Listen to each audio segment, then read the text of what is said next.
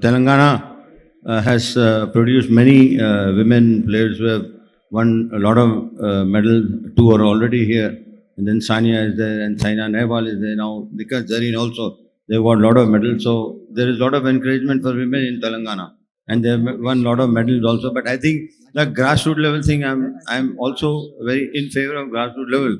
But at the same time, I think what happens is, if you pick people at the grassroots level, first you have to look at the skill.